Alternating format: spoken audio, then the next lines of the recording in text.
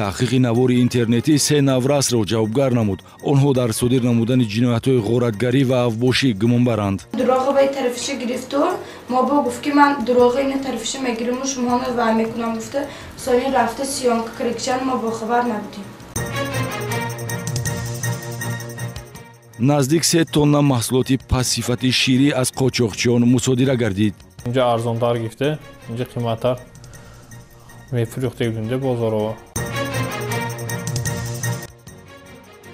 ошкорсозии қонуншиканиҳо дар самти муомилоти ғайриқонунӣ маводи тарфгарӣ.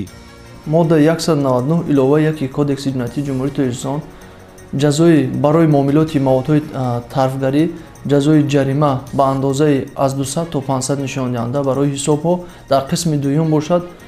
ҷазои ҳам ҷарима ҳам ҷазои маҳрум сохтан аз озодӣ ба муҳлати то 2 сол пешбинӣ кардааст. бадахлоқӣ нисбати хурдсол сокини ноҳияи Аштро ҷавобгар намуд. аз ҷорӣ гардидани низоми ягонаи шиносномадорӣ 90 сол сипарӣ шуд. қаллоби Ашадӣ маротибаи сеюм одати мардумфиребиро такрор кард.